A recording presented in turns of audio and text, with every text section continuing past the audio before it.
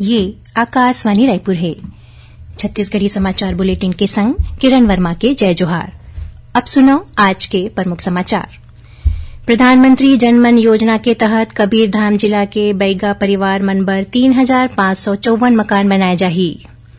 प्रदेश के माओवाद प्रभावित गांव मन में नियत निलनारार योजना माने आपका अच्छा गांव योजना शुरू करे जाही और प्रदेश में स्वास्थ्य विभाग में कर्मचारी मन के अटैचमेंट समाप्त करे जाही। स्वास्थ्य मंत्री करेन घोषणा। अब समाचार विस्तार ले। प्रधानमंत्री जनमन योजना के तहत कबीरधाम जिला के बैगा परिवार मन बर 3,554 मकान बनाए जाही।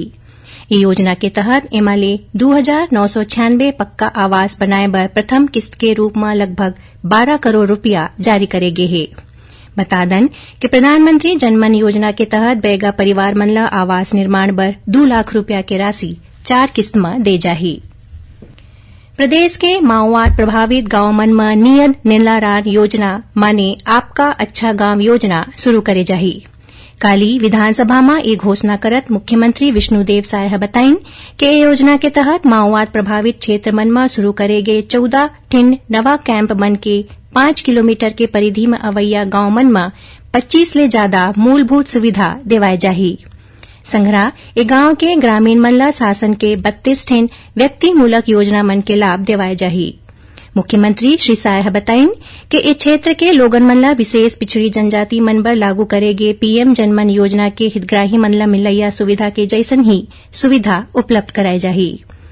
मुख्यमंत्री श्री साय कहिन कि योजना बर 20 करोड़ रुपया के अतिरिक्त बजट के प्रावधान करे गे हे।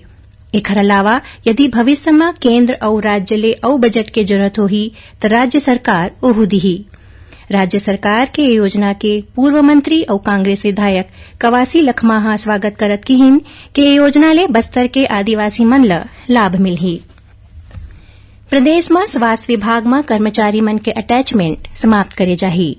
ये घोषणा आज विधानसभा में स्वास्थ्य मंत्री श्याम बिहारी जायसवाल करेन। उमन कहिन कि ऐसे जानकारी मिले है कि बिना कोनो कारण के दूरस्थ क्षेत्र में पदस्थ स्वास्थ्य कर्मचारी, नर्सिंग स्टाफ और चिकित्सक मन ला मनचाहा जगह में संलग्न करे गे हे, जेखर ले आम लोगन मन ला मिलने वाला स्वास्थ्य सुविधा प्रभावित होवत हे। उमन कहिन कि बिना कोनो उचित कारण के अटैचमेंट जैसे व्यवस्था ले दूरस्थ क्षेत्र मन में स्टाफ के कमी हो जाथे, जेखर सेती आम लोगन मन ला परेशानी होथे, जेला खत्म करना जरूरी हरे। श्री जायसवाल कहिन कि यदि कहूं ऐसन विशेष परिस्थिति है जिहां स्वास्थ्य विभाग के स्टाफ के कमी है और अटैचमेंट करना जरूरी है तब विभागीय अनुमति लेके ओला जारी रखे जा सकत है। Chhattisgarh estate marketing corporation limited के पूर्व प्रबंध निदेशक अरुणपति त्रिपाठी ला छत्तीसगढ़ उच्च न्यायालय जमानत दे दे है। न्यायमूर्ति गौतम भादुड़ी के कोर्ट में जमानत याचिका के समर्थन में ओखर अधिवक्ता मन ए मामला में सुप्रीम कोर्ट डहार ले ईडी के कार्रवाई में रोक लगाए जाए के बात कहिन। ओखर बाद हाईकोर्ट एपी त्रिपाठी ला नियमित जमानत में रिहा करे के आदेश दिन। बता दन कि श्री त्रिपाठी ला शराब घोटाला मामला में प्रवर्तन निदेशालय ईडी 12 मई 2023 के मुंबई ले गिरफ्तार करे रहीन, जेखर बाद ले ओमन रायपुर केंद्रीय जेल में बंद रहीन। उल्लेखनीय है कि आबकारी घोटाला ला लेके ईडी के कार्रवाई ऊपर सुप्रीम कोर्ट रोक लगाए है। एकर आधार में यही शराब घोटाला मामला में अनवर ढेबर समेत 3 जिन आरोपी मन ला पहली जमानत मिल चुके है। प्रदेश के जम्मू नगरीय निकाय क्षेत्र मन में अटल चौक के निर्माण करे जाही। काली विधानसभा में उप मुख्यमंत्री अरुण साव अनुदान मांग ऊपर चर्चा के दौरान ये घोषणा करेन। उन्हें उप मुख्यमंत्री श्री साव लोक स्वास्थ्य यांत्रिकी विभाग के अनुदान मांग ऊपर चर्चा करत कहिन कि राज्य सरकार जल जीवन मिशन के तहत हरेक घर में कम से कम 55 लीटर शुद्ध पेयजल पहुंचाए के केंद्र सरकार के प्रतिबद्धता ला पूरा करे बर काम करत है। चर्चा के बाद उप मुख्यमंत्री श्री साव के विभाग बर 14,380 करोड़ रुपया ले ज्यादा के अनुदान मांग सर्वसम्मति ले पारित कर दे गिस। छत्तीसगढ़ी समाचार बुलेटिन आप मन आकाशवाणी रायपुर ले सुनत हो। छत्तीसगढ़ के खबर ले है आपकी वास्ता और खबर के विश्वसनीयता ले है हमार वास्ता। आकाशवाणी समाचार रायपुर के प्रादेशिक समाचार बुलेटिन के संगे संग हमार समसामयिक कार्यक्रम आप रेडियो के संग अपन मोबाइल में घलो सुन सकत हो। आकाशवाणी समाचार फेसबुक, ट्विटर और यूट्यूब में घलो हावय। हमार फेसबुक पेज हरे Chhattisgarh news on AIR, Twitter handle CGAIR news और हमार यूट्यूब चैनल हरे छत्तीसगढ़ AIR न्यूज। तो अब रेडियो के संगे संग आपके मोबाइल के माध्यम ले हम आप तक पहुंचत हन। छत्तीसगढ़ के हर खबर पर सुनत रहो आकाशवाणी समाचार। अब आगू बढ़बो बाचे समाचार को ती। महिला और बाल विकास विभाग डहाले महतारी वंदन योजना ले जुड़े जानकारी और समस्या के समाधान बर राज्य स्तरीय कंट्रोल रूम के स्थापना करेगे है। कोनो भी तरह के जानकारी बर टोल फ्री हेल्पलाइन नंबर 1800-2334-448 मां बिहनिया 10 बजे ले संजा 6 बजे तक संपर्क कर सकत हैं। बता दन कि महतारी वंदन योजना के तहत राज्य शासन डहार ले ऑनलाइन और ऑफलाइन दोनों माध्यम ले आवेदन ले जाथे। ऑनलाइन पोर्टल और मोबाइल ऐप के संग्रह ग्राम पंचायत, आंगनबाड़ी केंद्र, परियोजना कार्यालय और नगरीय निकाय मन में वार्ड स्तर में शिविर के आयोजन करके महिला मन ले आवेदन ले जाथे।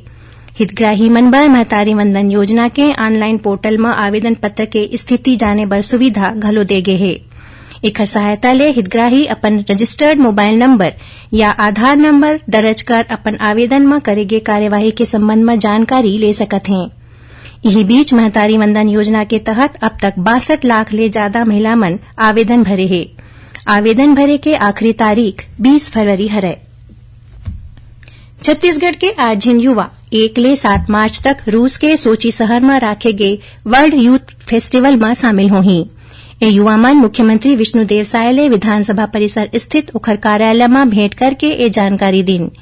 मुख्यमंत्री ह एला छत्तीसगढ़ बर बड़का उपलब्धि बतात ओमन ला शुभकामना दिन।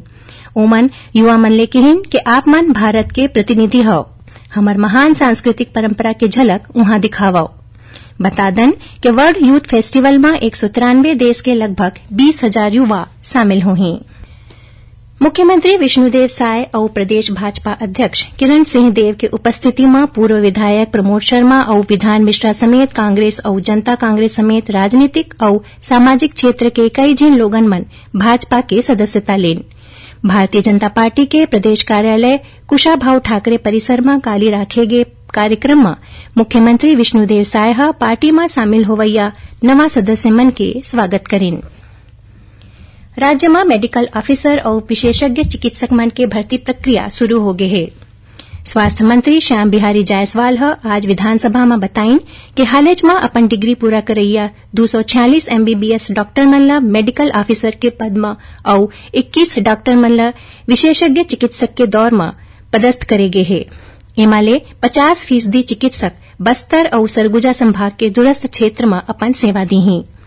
स्वास्थ्य मंत्री कहिन कि राष्ट्रीय स्वास्थ्य मिशन योजना के अंतर्गत कोनो भी हॉस्पिटल जहां खाली पद है ओखर विरुद्ध यदि कोई MBBS डॉक्टर या विशेषज्ञ डॉक्टर अपन आवेदन देथे तो ओला 24 घंटा के भीतर राज्य शासन ले नियुक्ति मिलही।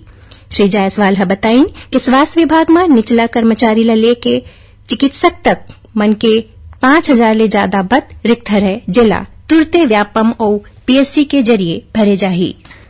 सुनैया मन बता दें कि प्रादेशिक समाचार एकांश डहाले समसामयिक विषय में आधारित साप्ताहिक कार्यक्रम बातों बातों में ए बखत PM सूर्य घर मुफ्त बिजली योजना के संबंध में देश के जाने माने सौर ऊर्जा विशेषज्ञ शैलेन्द्र शुक्ला ले लिए भेंट वार्ता प्रसारित करे जाही। एकर प्रसारण आकाशवाणी के रायपुर केंद्र डहाले काली 17 फरवरी के बिहनिया 10:30 बजे ले करे जाही। एला छत्तीसगढ़ के जम्मू आकाशवाणी केंद्र एके संग्रह रिले करही। आखिर में प्रमुख समाचार एक घाव फेर। प्रधानमंत्री जनमन योजना के तहत कबीरधाम जिला के बैगा परिवार मन बर 3,554 मकान बनाए जाही। प्रदेश के माओवाद प्रभावित गांव मन में नियत निनार योजना माने आपका अच्छा गांव योजना शुरू करे जाही और प्रदेश में स्वास्थ्य विभाग में कर्मचारी मन के अटैचमेंट समाप्त करे जाही। स्वास्थ्य मंत्री करीन घोषणा। एकरे संग छत्तीसगढ़ी समाचार बुलेटिन इहे सिरावत है। जय जोहार।